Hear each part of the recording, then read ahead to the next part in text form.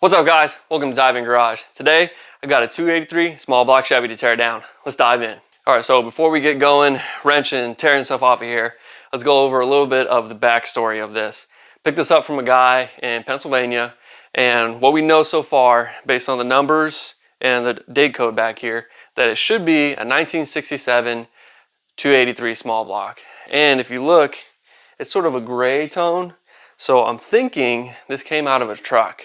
I don't know that for sure, but let me know what you think down in the comments. I'm a little confused at some things, but this should be an interesting teardown. Let's check it out.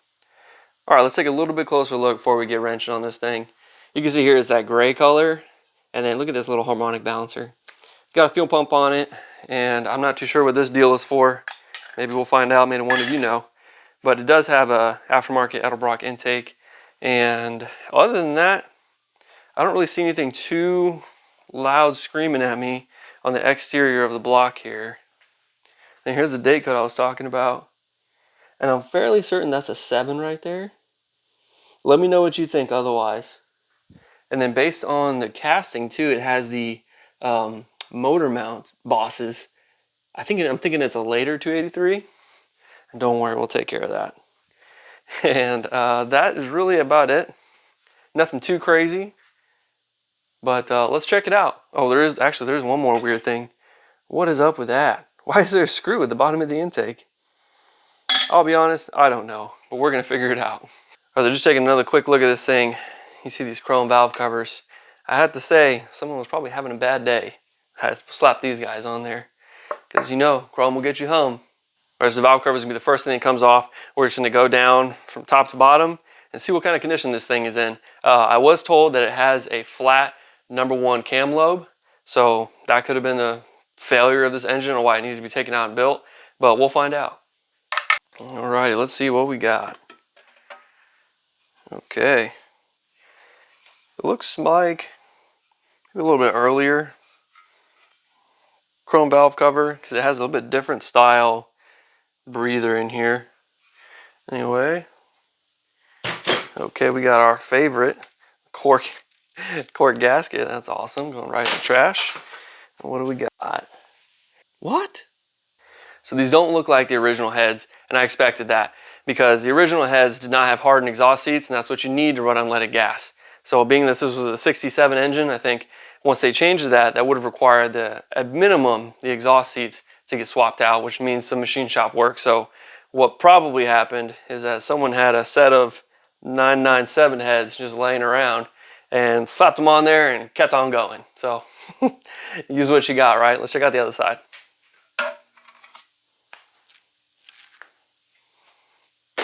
All right, so checking out this side, I see, I mean, wouldn't you expect it? It's 882 head. Come check it out. All right, so this would be the passenger side, and you can see right about there, well, we got you upside down. Let's try that. 997 right there at the end, right? So when we come over to the driver's side, right here in the middle, we got a 882 head. So that's fun, you know. Just when you're building an engine, it's okay to use any parts you have lying around, right? That's okay. Alrighty, so looking further at this thing, I see one push rod that looks different than the rest. This looks like the #1 intake, and it is a different color completely than all the rest. I don't know if that's an indicator of maybe it was swapped out or what, but so far, I mean, nothing feels damaged, you know? When you're curious if something is damaged, just feel it. It'll feel damaged. And I don't feel any damage here. All right, nothing there. And again, I have no clue what this is. All right, so next up, let's yank this intake off. And in case you're curious, this is a Edelbrock Streetmaster. Pretty cool. It looks like a single plane. Interesting design. Yeah, I mean, it seems to be in good shape, but let's yank it off and let's see what's under it. And then, of course, as it goes, whenever there's a time you need a certain tool, can't find it. So I was looking for a U-joint to get down to these 2 bolts here, but can't find it, so we're going with the long way. Oh, look at that. All right. So on this bolt, my ratcheting wrench does fit in there, so that's awesome. That's a more forward bolt. On the more rearward one, not a chance. Not a chance. All right, I'll finish that out the rest of the way by hand. And then on this one, maybe, okay, this, oh, it was just hand tight, you know, so you don't even really need tools when it's hand tight. That's cool. Definitely not the reason this engine failed, no way. Oh, another hand tight one, that's great. That's great. I'm pretty sure the torque spec is like, for aluminum intake, about 35 foot-pounds, but those were like 0 foot-pounds. Also, you know, when you're putting your intake on your engine, make sure to use mismatching bolts to confuse the next guy. And while you're at it, put a washer on one of them. All right, all the bolts are out. Pumpkin seed removed. Let's check this out. There we go. Oh man. Well, look at this. This is a good looking valley, I'm not gonna lie. I was really expecting this to be full of junk and crud and just nasty. But it looks really solid. Come check it out. Look at that. Not bad for 1967, huh? Not bad at all. I mean, obviously someone's been in here. I mean, check these gaskets out. And the intake, of course, but still, not too bad. Not too bad. I don't know about you, but I don't typically put hot glue down before I put my intake gasket. That's neat. All right, so I'm gonna take off this. I think this is a, I mean, correct me if I'm wrong, YouTube community, help me out. Fairly certain this thing in the back of the block is a PCV based on the deal sitting right in front of it. Let me know. Anyway, I'm gonna take that out and take the oil pressure gauge port out, and then let's see if we can rip these intake gaskets off in one piece. Nope, not even close. All right, so let me get this stuff stripped out and we'll get going here. Man, this thing is really on there. I'm all for putting some adhesive for this coolant crossover. You don't need to use all the adhesive, just some of it is fine. You know what I'm thinking? Before we get too far, I didn't even check if this thing has oil in it. Well, it does have coolant, and I'll tell you how I know. So if you follow me on Instagram, you saw that I picked this up in the wife's Explorer, and that's because Hank is down right now getting all his fuel system upgraded. And because we just did all the carb upgrades, we need to match with the fuel system, right? So we threw this in the back of the Explorer, fit perfect. The cherry prick went in there just fine. But I got it all strapped down on a tire. But anytime we went up a hill, coolant was, you know, just pouring out of here. So that was fun, you know. Nothing like taking the wife's car and making it smell like antifreeze. No big deal. So anyway, let me rotate this a bit. We'll get a pan under there and we'll drain it up. Oh man, good thing. Look at that, you know, it's the right color too. You want your oil coming out black as night. Nope, no you don't. There we go.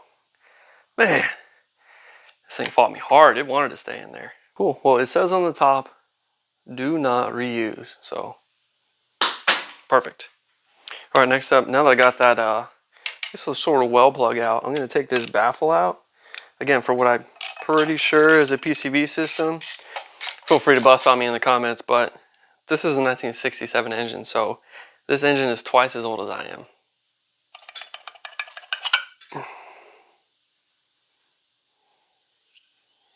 Okay, a weird mystery contraption. Okay, so I know we said we'll do the heads next, but I'm actually more curious what the timing chain setup looks like. So let's pull this balancer. This should be easy, right? Yeah. I don't see a bolt in there. So we might pull her out, see if we can just grab onto this and yank her out. Oh, sweet. So the engine was turning over while I was trying to get the balancer off, but I found a tight spot in the engine, so now the balancer's coming out. All right. Look at this little guy. Look how small that is. How cool is that? Timing cover off. It looks halfway decent, but in case you're curious, what you see here, let me get you in a little closer. All right, what you see here is the original variable cam timing setup, which is just a really sloppy chain. That's okay, right? No, no, it's not. Awesome. Yeah, this does appear to be the original chain though. It doesn't look like it's an aftermarket double roller setup. So before we go messing with that, let's go ahead and get the heads off.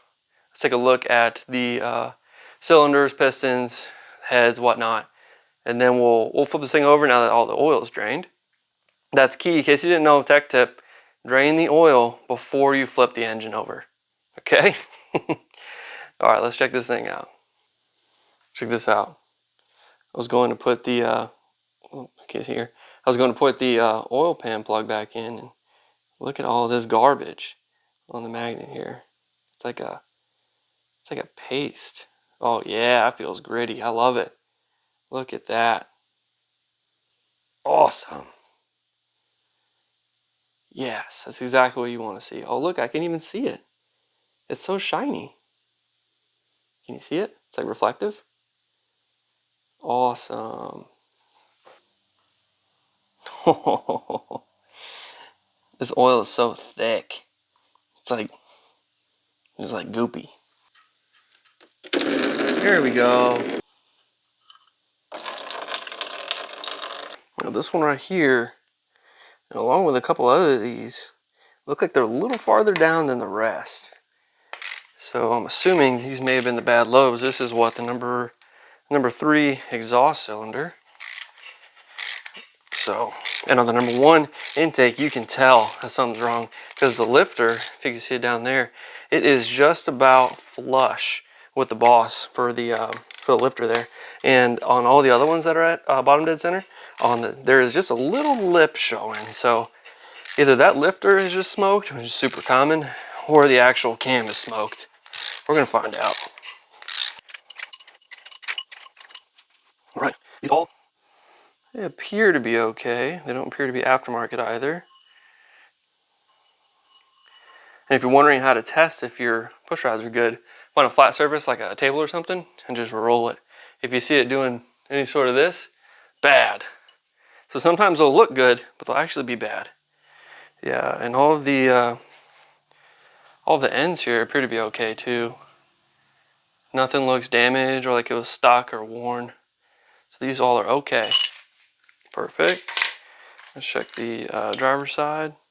And this is that one I was telling you is a different color. Can you see it compared to that one? It looks like this one has had a hard life. I don't know if you can see on camera, but there's some sort of swirling pattern right here. That's weird.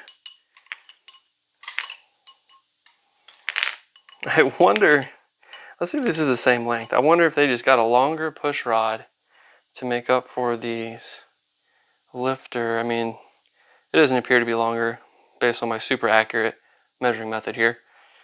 Yeah, this seemed to be okay.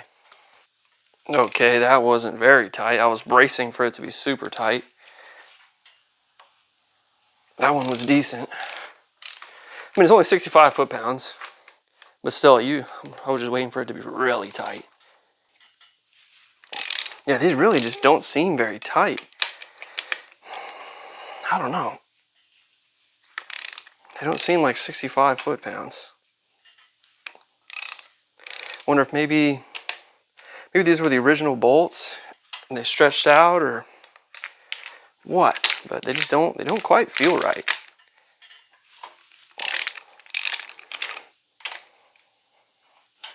Yeah, see, like that one was so easy. That one was decent. So no matter what, a serious tech tip is when you're doing any installation of a cylinder head, once you go, like especially if it's aluminum, when you go through your sequence, whether it be 35, 45, 65, when you're done, go again. And then when you did that, do it again. Because what happens is this thing starts to flex to sort of find its home. And then if you started in the middle and worked your way out, these ones are going to be super tight. But this one might be a little bit looser. So it doesn't hurt to just give it a couple rounds. Oh,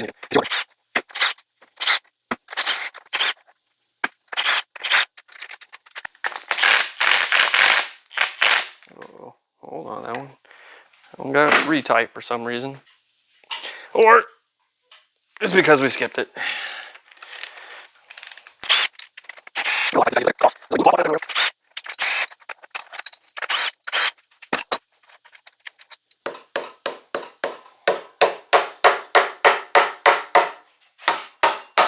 There we go.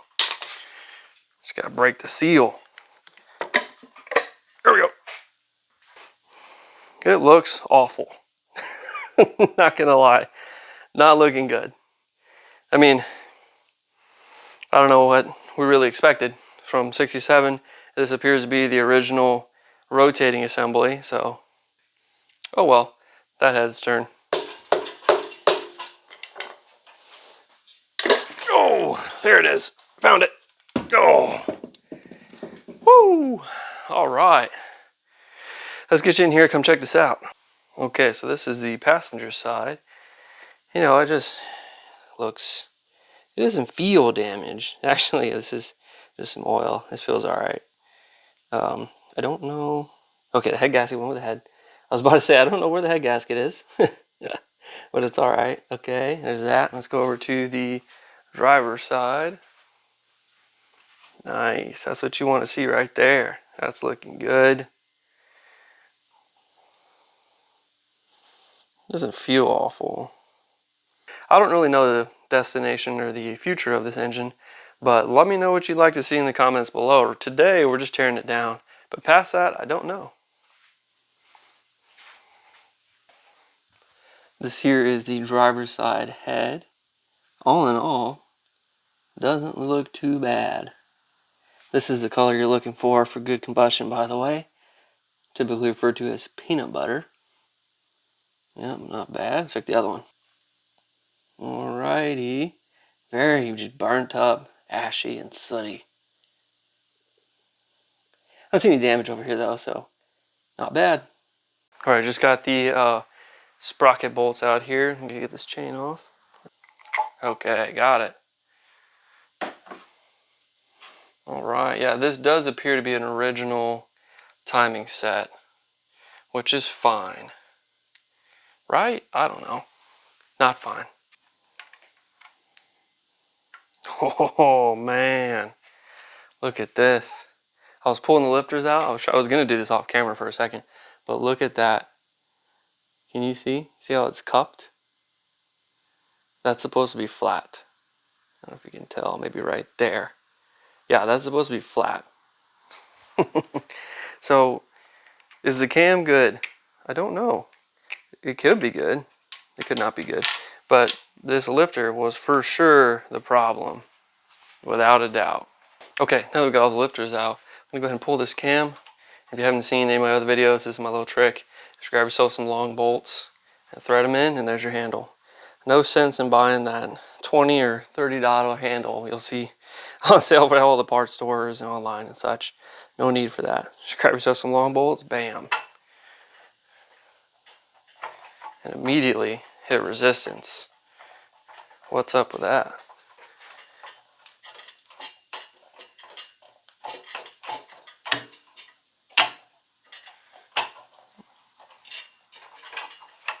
Yeah, we're definitely hitting something down there. I can't quite tell what's going on. It should just slide right out. There we go. Some sort of interference with the crankshaft. That doesn't sound good. But I really don't want to keep jamming on this thing.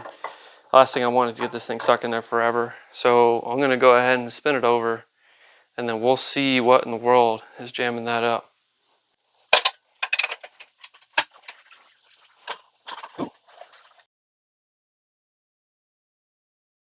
Alright y'all, we're back. So while I was recording before, my camera died and I didn't realize it. But all I did was flip it over, pop the oil pan off, because I wanted to get a better look at what exactly was going on in here. So I still can't see what exactly is binding this cam up. So I think for now I'm just gonna keep moving forward. Gonna zip off the oil pump, get all the rotating assembly out, and maybe then we'll be able to see what is jamming this cam.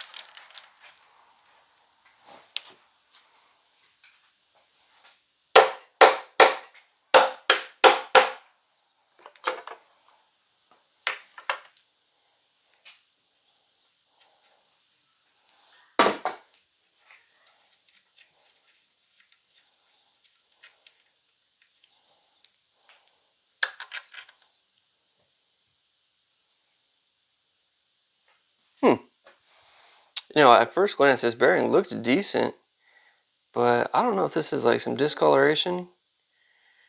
Maybe it got hot. Not quite sure.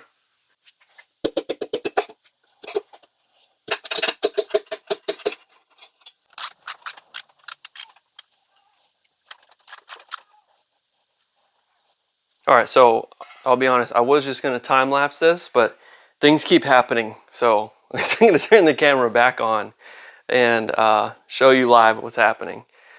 This was the first thing. That's no good. That was the number, what is this, the number 3 cylinder? So let's go to number 5.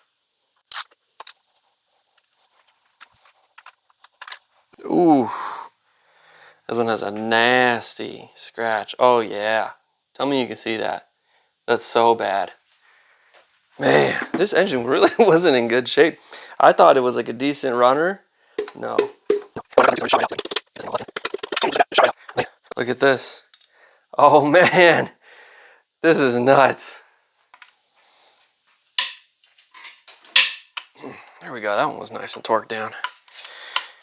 At least something was, that's good. This is probably just a regular stock style oil pump. Let's see.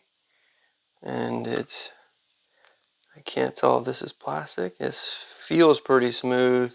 That might be a plastic collar. Let's see, the aftermarket. Nope, it's got a GM number on it. Man, well, you know, this is pretty good. We could reuse that.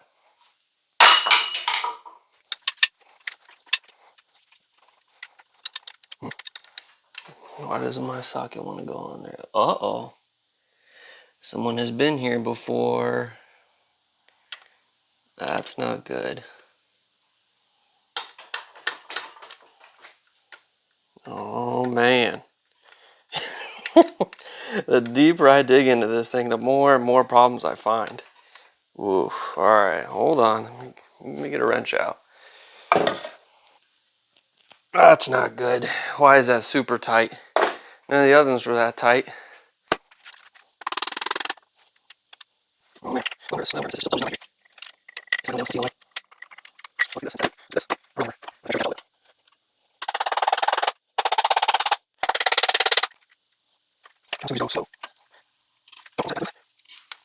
Oh, was that it? Yes. Woo. I thought we stripped it. Got it. Perfect. Oh, now the bottom one, don't be the same problem. Don't do it. Okay, no, we're good. We're good. We got it, folks. We got it. All right.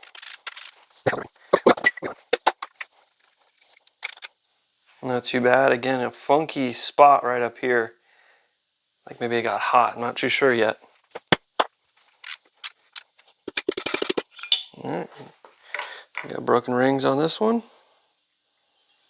I don't think so yet. It's very wet though. Uh-oh. Hold the phone. Hold the phone. Yep. We dropped a piece. This thing. Oh, jeez. Yep. The number 1 ring. Wow. Let me double check this number 1 cylinder. Because if we're 4 for 4, that might be a record. Okay, I'm going to do this on camera. I'm going to do this on camera. Look. This is the number 1 cylinder. What in the world? We got what, 3 out of 4 on the driver's side bank. Broken rings. What the heck? What is happening here? This motor was cursed. Okay, all right, well, we'll get to that last one in just a sec here. Let's grab out this other side. Too bad. Yeah, decent scratch right there. Yeah, decent scratch right there. All right, now let's check this one for broken rings. I'll do it here in front of you. Yep, boom, look at that. What in the world? I wonder if this thing got super hot. I don't know. I haven't torn down all the engines in the world, but this seems a little ridiculous for this many pistons to have broken rings. This seems a little ridiculous, but let me know in the comments below. Have you seen an engine just dropping rings like no tomorrow? Is this normal for an engine this old? Truthfully, I don't know. I don't know if this is normal. But this engine, that's what's happening. It's just dropping rings like left and right. Wow. And like I said, dude I got this from said it was a runner. It just needed a cam. Not quite. Not quite. Right. And of course I've done this quite a few times now, but this is my method for taking a piston rod assembly out. Loosen the nuts till they're about, I don't know, a couple threads on, just whack it. And what you'll do is you'll separate the cap from the rod. And of course I'm using a dead blow. But I think on this engine, it probably wouldn't matter if I use a real hammer or not. All right, let's see. This is for all the money. We're gonna do, or we're gonna see if we can get a whole bank of broken rings. Oh, look at this. Let's see, is that an oil spot? That's just oil, okay. All right, this one doesn't look great. Lots of scratches. Nothing too deep, but you can see them. There it is. All right, so the bearing popped because I was whacking on it. Not really super concerned about that. Where did this go? This goes like this. And then again, I'll do this right in front of you guys. Look at that. Success. One whole bank of broken compression rings. That is just absurd. And then of course the other one's down here in the coolant. Let me grab it. It's at half, I guess. Wow. Guys, I can't believe this. I seriously cannot believe this. I'm serious. If you have seen this before, please comment below. Tell me that either this is normal or B, I just found the worst 283 on the planet. I would like to know. I really would. Okay.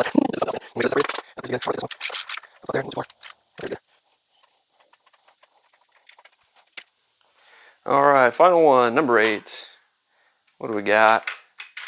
What do we got? Not awful. Some scratches like the rest, but not awful. I think we clearly had an oiling issue, and it makes sense because there was that stock pump on there. You really want to run a high volume. If I end up building this engine, I'm going to do a high volume for sure. But if you don't know the difference, I can do a video on that. Here we go. Boom. Look at that. Oh, the other one just flew away. There it goes. Anyway, I can do a video on the difference. Let me know below if you want me to do that. That is nuts. Okay. Well, let's keep pressing forward. I'm going to pull this crank out, The crank journals really don't look awful, but the bearings were done for. Well, I guess these are the rod journals. Yeah, they don't look awful. They're dirty for sure. I don't feel anything major there. What I'm wondering too is actually there's a little nick right here. I don't know if you can see it. It's actually pretty deep. I'm wondering if maybe it was starved for oil, and once it did pick up oil again, it started circulating a bunch of garbage through the system, and then that just wrecked everything. Now, for the fun part. This is like one of my favorite parts of any build, is either taking out or putting in the crank. This is when things get serious. Come on. Come on. Oh, almost had her. Ready? 1, 2, 3. There it is. Wow. Hefty for a little guy. Oh, dropped something. Alrighty, now we can see what in the world is going on with this cam. So, let's see. Oh my goodness. That's hilarious. That is so funny. Alright, comment below if you know why the cam is stuck. So it's a complete oversight on my part because I haven't ran a mechanical fuel pump in a long time. That's funny. Yep. So it's the lobe for the mechanical fuel pump. That's hilarious.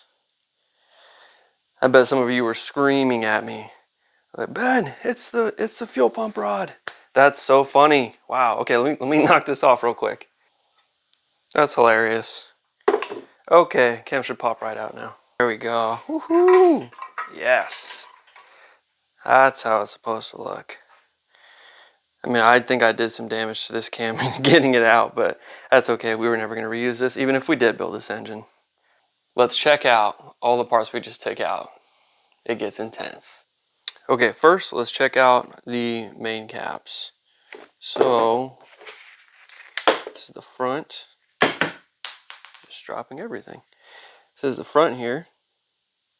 Yeah, not exactly in the best shape. Second, about the same.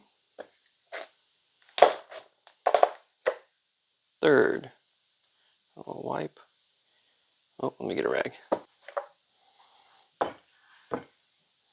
Third, not awful, but less bad. Next one, a little bit more bad. And then, oh, well, that bearing's not on there. I guess it is.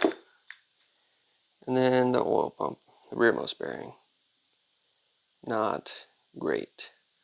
The tops are pretty similar, or I guess that's the bottoms. The bottoms are quite similar. Okay, and now the question. Each one of these had top rings that separated. What's up with that? Is this a failure or is this by design? Honestly, I'm not sure. Either way, this is number 1 cylinder. See, there's some pretty decent scoring there. Obviously, you saw the top. Not in super great shape. And then let's go check out the bearings for the rods. See, and then on the rods, you can see that discoloration right there. It's clear as day. So is this a loading issue or a temperature issue? I want to say it's a temperature issue. I sort of think we had multiple problems with this, because look at this. This is bad. Can you see that? Sorry, don't have my junk back there. You see that? That looks awful. And then check this one out. This is the number 2 bank. Huge discoloration. I think this is a heat issue. I think this engine got really hot and had oil problems at the same time. There's no bearing there. I must have dropped it. Yeah, look again. So this whole bank is much worse than this bank. I mean, this isn't great, but it is worse. So questions there. This may have been at least part of the main cause. This is a cam. Check her out. Just a regular flat tappet cam. All right, cool. Looking good. Lobe action. These bearings are look pretty bad. If there's a nick like this, that was me. I'm taking it out. Those bearings don't look great, or those surfaces. But then check this. So this one here would be the fuel pump drive, right? So the one I totally forgot about. And this would be your number 1 and then your number 2. So lobe, lobe, lobe. Look at that one closely. No lobe. And that is what you call a white lobe. Now that is extreme. I was really expecting it to be just like a little flat, maybe this peak not to be as high, but this is just a circle. Like there's nothing there. I'm running my finger along this and it's just a perfect circle. So my theory, and these are the lifters for the number 1. So let me get this one out. So this one here, you can tell it's cupped. You can see there like that. So my theory is that, so these are spinning and going up and down as the engine's running, right? My theory is that somehow, some way this got stuck. And then of course the cam is spinning, but this is stationary. So it just ate that cam lobe, completely ate it. And then of course all that material needed to go somewhere. It just went throughout the whole engine. And man, it just wreaked havoc, man. So look, there's a lot to be said about running zinc, running break-in lube, break-in oil. There's a lot to be said about that. Honestly, I think I might do a video on just that, on how to make your flat tappet engine survive a break-in, because this doesn't need to happen, guys. It really doesn't. It's sad when I see this because people dog on flat tappets like they're the worst thing since sliced bread, right? But they can run just fine. I mean, they did. Think about it. Think about how long we had flat tappets before rollers came out. I think nothing bad about rollers. I'm running a roller in my truck. So, all right, and here's the intake. I think this will clean up just nice. I still don't know what's up with that down there. Let me know if you know. And again, not sure what that little, I don't know, divider plate was about. That was weird. Otherwise, this intake seems fine. And the rest of this is just other accessory stuff, no big deal. But dang, guys, this cam lobe, wow. So if you can see from this angle, there you go. You see how I got the point? You got points, points, points. There you go. But then on that second one, so it would be this one here, there's just nothing. It's just a straight up circle. Wow. That's crazy. All right, y'all, I got this 283 torn down just about as far as I want to go. I'm not sure if it's worth taking the core plugs out, taking the oil galley plugs out, and giving it a clean and all that. I really just don't know yet. So I'm going to go in, measure the bores, see how the bores look, see if there's any deep scratches, see if it's going to need any machining. Because I would like to build this and either turning it into a drop-in motor ready to go for someone's hot rod, or turning it into a screamer. I don't know. Let me know what you wanted me to see me do. Whether build it or just junk it. There's a lot of question marks I have. I want to do a little bit more research and a little bit more investigative work into this engine before I do anything with it. But if you like the video, help me out. Hit the subscribe button, hit the like button, drop a comment. I appreciate everyone watching, I really do. And get out there and dive in your next project. Catch you next time.